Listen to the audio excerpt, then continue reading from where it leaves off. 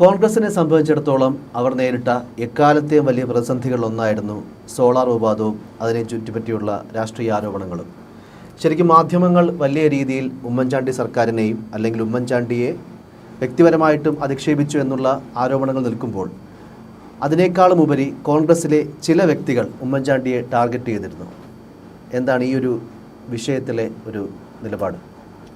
2013-2016 കാലഘട്ടത്തിലാണ് solar case വിവാദമാവുന്നത്. അന്ന് നമ്മൾ വാർത്ത കണ്ട ആൾക്കാർക്ക് മനസ്സിലാവും, CD തപ്പി ചാനലുകളൊക്കെ ലൈവ് ടെലികാസ്റ്റ് ചെയ്ത സാഹചര്യം ഉണ്ടായിരുന്നു.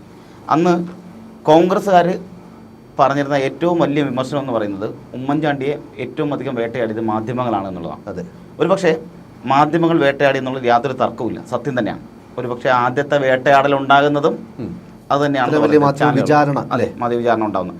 എന്നാൽ അതിന് മരുന്നിട്ട് കൊടുത്താരെന്നറിയോ? ഈ കോൺഗ്രസ്സിലുള്ള തന്നെ പല പ്രമുഖ നേതാക്കന്മാരുണ്ട്.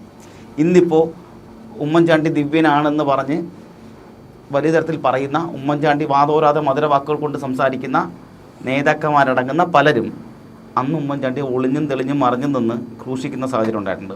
അതായത് കേരളത്തിൽ ഒരുപക്ഷെ ആദ്യത്തെ സൈബർ ആക്രമണം ഉണ്ടാകുന്നത് ഉമ്മൻചാണ്ടി വിഷയമായിട്ട് ബന്ധപ്പെട്ട്, അതായത് സോളാർ കേസിലാണ്. അതുവരെ നമുക്ക് ഈ സൈബർ ആക്രമണം നമ്മൾ ഇപ്പോഴാണല്ലോ കേൾക്കാൻ തുടങ്ങി. ഇതിൻ്റെ തുടക്കം എന്ന് പറയുന്നത് ഈ പറഞ്ഞ സോളാർ വിഷയമായിട്ട് ബന്ധപ്പെടണം. നമുക്കറിയാം, CPM-യുടെ ആ സോളാർ കേസിലെ പ്രതിയുടെയും അതുപോലെ ഉമ്മൻചാണ്ടിൻ്റെ ഫോട്ടോ വെച്ചിട്ട് റോഡിലൂടെ അശ്ലീല നൃത്തം നാടിയിട്ടുണ്ട്. അതെ അതെ.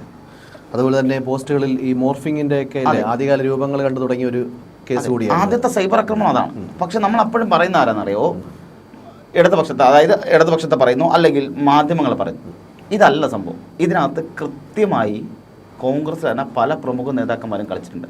അതിൽ VD സതീശൻ പരസ്യമായി പറഞ്ഞിട്ടുണ്ട് സുതാര്യതയില്ലാന്ന്, ഉമ്മൻചാണ്ടി സർക്കാരിന് സുതാര്യതയില്ലാന്നും, അതുപോലെ തന്നെ ഗുരുതരമായ ആരോപണങ്ങളാണ് ഉമ്മൻചാണ്ടിക്കെതിരെ ഉണ്ടാകുന്നതെന്നും, അതുകൊണ്ട് തന്നെ കൃത്യമായി നടപടി വേണമെന്നും ആദ്യം ആവശ്യപ്പെട്ട നേതാക്കളിൽ ഒരാൾ, കോൺഗ്രസ് നേതാക്കളിൽ ഒരാൾ VD സതീശനാണ്. അന്ന് ഗ്രൂപ്പ് രാഷ്ട്രീയം കത്തി നിൽക്കുന്ന സമയമാണ്. അന്ന് ഗ്രൂപ്പിന് വേണ്ടിയിട്ട് വലിയ തരത്തിൽ കളിച്ചതും VD സതീശനാണ്. ഇതൊന്നും കൂടാതെ ഉമ്മൻചാണ്ടി സർക്കാരിൻ്റെ കാലത്ത് മന്ത്രിസ്ഥാനത്തിന് ആഗ്രഹിച്ചിരുന്ന, കൊതിച്ചിരുന്ന നേതാവാണ് VD സതീശൻ. ഈ മന്ത്രിസ്ഥാനം ലഭിക്കാത്തത് കൊണ്ടും അതുപോലെ തന്നെ KPCC പ്രസിഡന്റ് സ്ഥാനം അന്ന് കിട്ടേണ്ടതായിരുന്നു. അന്ന് VM സുധീരനാണ് പോകുന്നത്. അതിൻ്റെ പേരിലൊക്കെ ഉമ്മൻചാണ്ടിയെ ക്രൂശിച്ചതിന് കൈയും കണക്കില്ല. ആ മനുഷ്യൻ ദിവ്യനായിരുന്നു, അല്ലെങ്കിൽ ആ നീതിമാനായിരുന്നു എന്ന് പറയുന്നതിൽ പിന്നീട് പറയുന്നത്, അതെ അല്ലേ, പിന്നെ പറയുന്നതിൽ അർത്ഥമില്ല. ഒരാളെ പച്ചയ്ക്ക് കൊന്നിട്ട് പിന്നീട് താങ്കൾ നീതിമാനായിരുന്നു, അയാൾ മരിച്ചതിന് ശേഷം ഒരാൾക്ക് നമ്മൾ വെള്ളം കൊടുക്കേണ്ട എപ്പോഴാണ്? അയാൾക്ക് ആവശ്യമുള്ള മരിച്ചിട്ട് അണ്ണാക്കിൽ ഒഴിച്ചു കൊടുത്തിട്ട് കാര്യമില്ലല്ലോ. അതാണ് ഇവിടെ സംഭവിച്ചുകൊണ്ടിരിക്കുന്നത്. ഇവിടെ ഇപ്പോൾ VD സതീശൻ അടക്കമുള്ള നേതാക്കൾ ഓരോ നിമിഷവും ഓരോ സെക്കൻഡിലും ഉമ്മൻചാണ്ടിയാണ് മികച്ച മന്ത്രി, ഉമ്മൻചാണ്ടിയാണ് മികച്ച മന്ത്രി, ഉമ്മൻചാണ്ടിയാണ് മികച്ച മന്ത്രി ഇങ്ങനെ പറഞ്ഞുകൊണ്ടിരിക്കുമ്പോൾ, ഉമ്മൻചാണ്ടി ഗുരുതുല്യനാണ്, പിതൃതുല്യനാണ് എന്നൊക്കെ പറയുമ്പോൾ അല്ലേ? അതെ, അങ്ങനെ ഉണ്ടാകുമ്പോൾ ഉമ്മൻചാണ്ടി ഏറ്റവും കൂടുതൽ ക്രൂശിച്ച നേതാവാണ് VD സതീശൻ. അതില്ലെന്ന് കോൺഗ്രസ് ആര് പോലും പറയില്ല. ഇപ്പോൾ അത് പക്ഷേ മാറ്റുമായിരിക്കും. കാലക്രമേണ രാഷ്ട്രീയ സാഹചര്യങ്ങൾ മാറി വരുമ്പോൾ ആൾക്കാർ മാറ്റിപ്പറയായിരിക്കും, പക്ഷെ മറന്നു പോവില്ല. ചരിത്രങ്ങളാണല്ലോ ഇതൊക്കെ. ഉമ്മൻചാണ്ടിയെ ക്രൂശിക്കാനായി ഇട്ടുകൊടുത്ത നേതാക്കന്മാരിലൊരാളാണ് VD സതീശൻ. അതിന് എത്ര തന്നെ തർക്കിച്ചാലും, എത്ര തന്നെ ഇല്ല എന്ന് പറഞ്ഞാലും, ഇവിടെ യൂട്യൂബ് അടക്കമുള്ള പല മാധ്യമങ്ങളിലും ഒന്ന് സെർച്ച് ചെയ്ത് നോക്കിക്കഴിഞ്ഞാലില്ലേ, നിശ്ചിതമായി വിമർശിക്കുന്നതിൻ്റെ പബ്ലിക് പ്ലാറ്റ്ഫോമുകളിൽ, ഡൊമൈനിൽ വിമർശിക്കുന്നതിന് ഇഷ്ടംപോലെ വീഡിയോസ് കിട്ടും.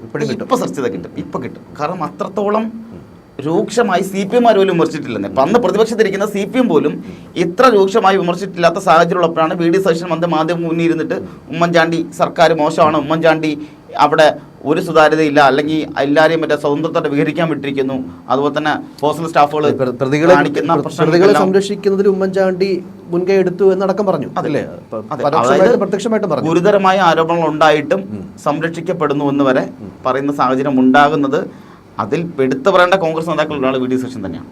അപ്പോൾ അത്രയും വിഷയങ്ങളും വിവാദങ്ങളും ഉണ്ടാകുമ്പോൾ അദ്ദേഹത്തിന് കണ്ണിൽ നിന്ന് പൊടിഞ്ഞു തന്ന് കണ്ണീരായിരുന്നില്ല, ചോരയായിരുന്നു. അത് പറയണം.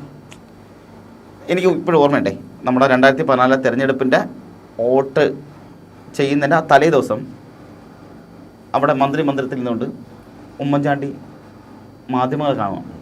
അതായത് രാത്രി 12 മണിക്കും അദ്ദേഹം മാധ്യമങ്ങൾ കാണുന്നുണ്ട്.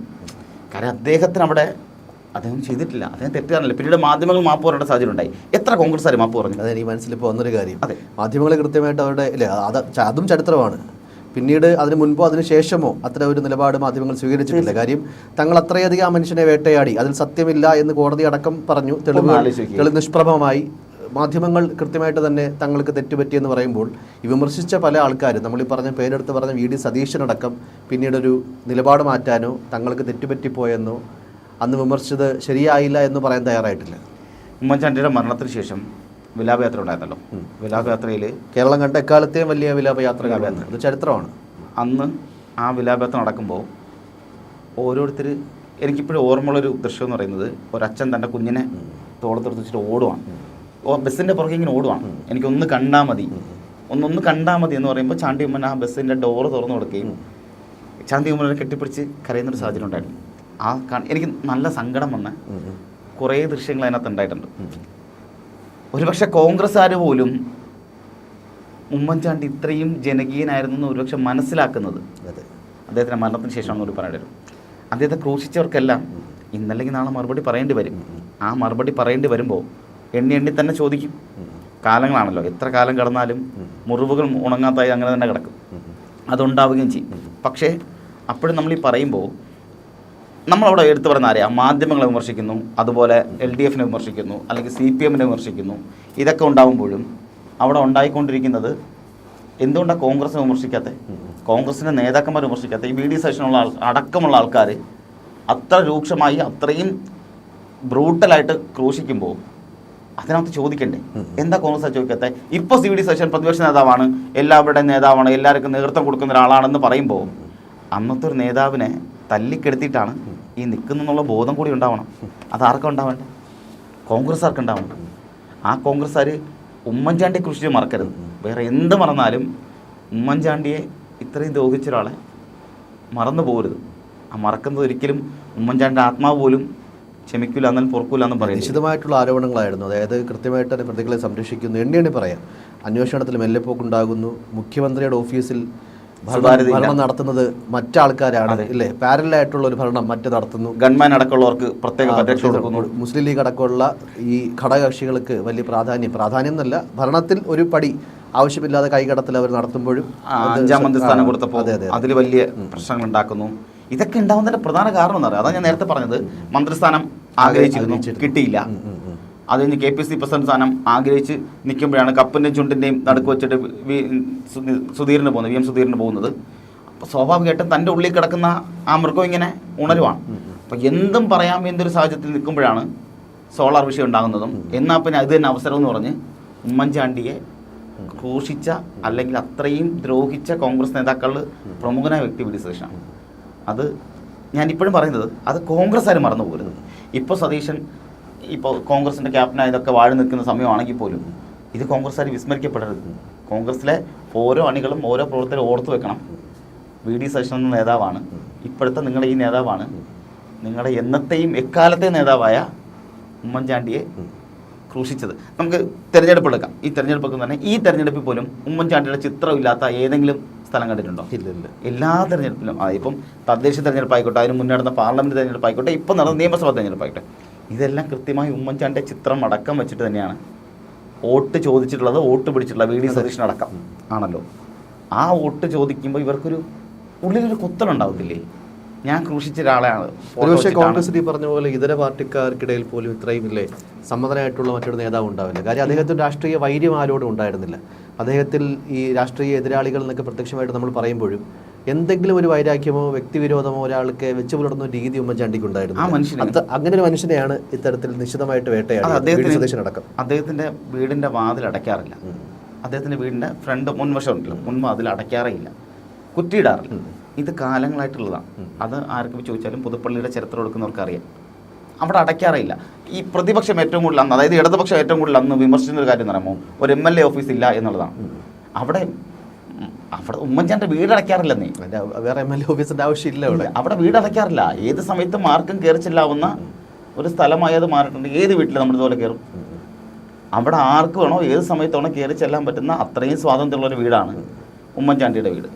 അപ്പോൾ അങ്ങനെ ഒരു സ്ഥലത്ത് അങ്ങനെ ഒരു നേതാവ്, കേരളം കണ്ട ഏറ്റവും മികച്ച നേതാക്കന്മാരിൽ ഏറ്റവും മികച്ച ഭരണാധികാരികളിൽ ഒരാളായ ഉമ്മൻചാണ്ടിയെ ക്രൂശിക്കാൻ കൂടെ നിന്നത് ഈ പറഞ്ഞ കോൺഗ്രസ് നേതാവാണെന്നുള്ളത് കൂടി, അല്ലെങ്കിൽ നേതാക്കന്മാരാണെന്ന് കൂടിയുള്ളത് ഓർക്കണം. ഗ്രൂപ്പ് വൈരുദ്ധ്യത്തിൻ്റെ പേരിലോ അല്ലെങ്കിൽ അധികാരം കിട്ടാത്തതിൻ്റെ പേരിലൊക്കെ ഒരാളെ ക്രൂശിക്കുക എന്ന് പറയുമ്പോൾ അത് എത്രത്തോളം ക്രൂരാണെന്ന് കൂടി മനസ്സിലാക്കുന്നത് ഇന്നത്തെ കോൺഗ്രസ്സുകാർ മനസ്സിലാക്കുന്നത് നല്ലതാണെന്നേ പറയാനുള്ളൂ. തീർച്ചയായിട്ടും കാലത്തിൻ്റെ കാവ്യനിധി എന്നൊക്കെ നമ്മൾ സാഹിത്യാത്മകമായിട്ട് പറയുമ്പോൾ കോൺഗ്രസ് അധികാരത്തിൽ വന്നാലും ഇല്ലെങ്കിലും സതീശനടക്കം ഉമ്മൻചാണ്ടിയെ വളരെ ക്രൂരമായി വിമർശിച്ച ഇത്തരം ആൾക്കാരുടെ കാലം കണക്ക് ചോദിക്കാതെ പോകില്ല. അതിൻ്റെ കാരണം എന്താണോ? ഒന്ന് ഗ്രൂപ്പ് പോര്, രണ്ടാമത് അധികാരം കിട്ടിയില്ല, അല്ലെങ്കിൽ KPCC പ്രസിഡന്റ് സ്ഥാനം കിട്ടിയില്ല, ഇതല്ലെങ്കിൽ മന്ത്രിസ്ഥാനം കിട്ടിയില്ല എന്നുള്ള കാരണം കൊണ്ട് തൻ്റെ നേതാവിനെ എൻ്റെ നേതാവാണ് എന്ന് പറയുന്ന സതീശൻ അതേ എൻ്റെ നേതാവിനെയാണ് ഈ പറഞ്ഞ അതിക്രൂരമായി വേട്ടയാടാൻ ഇട്ടുകൊടുത്തത്. അത് സമയത്ത് ആരും വിസ്മരിക്കപ്പെടരുത്. തീർച്ചയായും.